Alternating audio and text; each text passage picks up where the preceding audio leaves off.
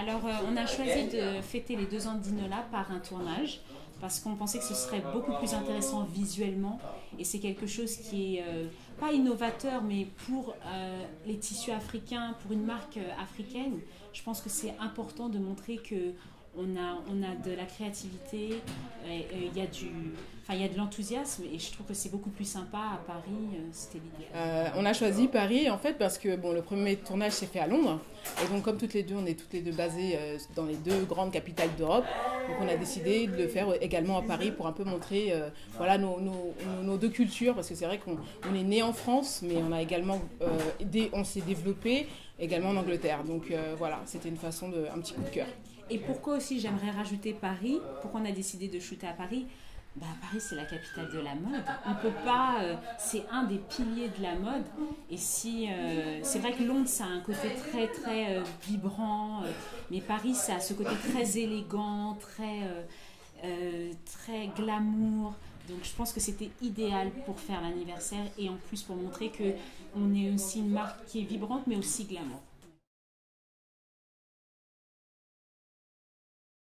Donc sur les 2 ans, on a eu au total 2 réelles collections. Alors l'esprit de la première collection était un esprit très versatile.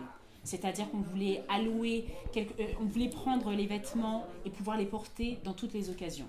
On avait ce problème avec les tissus africains, on disait souvent oui mais c'est très joli mais je ne peux pas les porter. Et elle nous dit souvent avec le même ton, ce ton-là un peu ironique. Donc on a décidé de faire quelque chose de versatile, de portable de jour comme de nuit, au travail comme en soirée. On a juste à changer les accessoires et c'est facile à porter et surtout il y a toujours un détail qui fait qu'on se sent à l'aise et on reconnaisse la griffe d'Inola. Alors on pense que c'est plus facile pour une femme de Londres de porter du Dinola parce qu'elles osent un tout petit peu plus. Mais la femme de Paris, elle est fidèle. C'est ça la différence. Et au niveau clientèle, je trouve que notre clientèle, elle est beaucoup plus fidèle ici qu'à Londres parce que la mode à Londres, elle est tellement rapide. Et avec des phénomènes des magasins comme Primark qui ont investi le marché, les gens ne veulent plus dépenser. Alors qu'ici, elles sont prêtes à mettre du prix dans une pièce et qu'elles vont chérir pendant des années. La femme d'Inola, en fait, elle est de partout, elle est internationale. Et je pense que c'est le message qu'on aimerait réellement passer, enfin en tout cas à notre clientèle.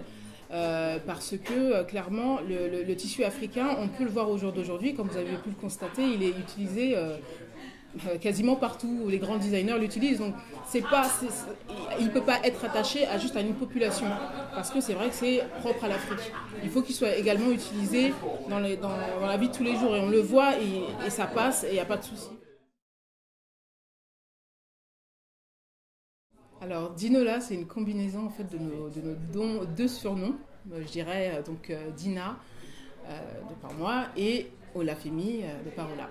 Donc voilà, c'est une combinaison des deux noms parce que tout simplement ça représente ce que l'on est, les émotions qu'on dégage, nos personnalités et vraiment notre identité en tant que femme. Et nos origines, et voilà, exactement. Et aussi au niveau marketing, parce qu'il ne faut pas se leurrer, on a toujours étudié ce côté marketing et je pense que c'est ce qui peut faire avancer la marque, c'est qu'on ne choisit pas un nom au hasard. Il faut que marketingement, ça sonne, on le voit, il n'y a pas vraiment une couleur. C'est Dinola, on peut voir Dinola maison, Dinola enfant, Dinola. Et je pensais que quand on a dit Dinola, dès le départ, c'était là, oui, c'est sympa et ça passe très bien au niveau marketing.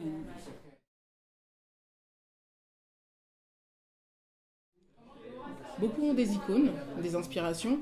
Personnellement, je pense que pour toutes les deux, nos inspirations, ce sont les femmes de tous les jours et les femmes qu'on représente. Mais moi, j'ai un côté un peu plus féerique au niveau de l'inspiration. J'adore les films d'époque de Jane Austen. Et il y a toujours ce côté un peu surréaliste, c'est-à-dire j'aime bien pousser la fantaisie, le côté un peu rêveur. On n'a pas les pieds sur terre et donc pourquoi choisir Paris, c'est le romantisme et donc c'est ça en fin de compte, c'est ce qui nous inspire. On peut regarder une pub, une pub peut nous inspirer, même on voit récemment la récente pub d'une grande marque d'avion ça inspire. Donc, et évidemment les femmes de tous les jours et les formes. Parce que c'est ça qui crée la silhouette la silhouette d'Inola. Il y a une forme et on veut la respecter jusqu'au bout.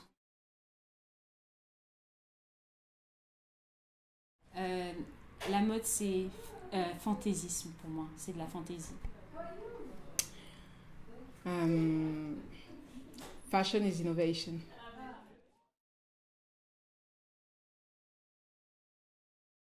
Mon message aux lecteurs de T-Model serait qu'il y a la collection Spring-Summer 2012 qui se prépare. Donc voilà, dont ce shoot qu'on est en train de filmer. Donc voilà, si vous voulez avoir plus d'informations sur la marque, connectez-vous sur www.dinola.com. On est également présent sur Facebook. Et on a un blog sur WordPress, Dinola London. Et on vous laisse apprécier, découvrir la vidéo de Printemps-été 2012 avec T-Model.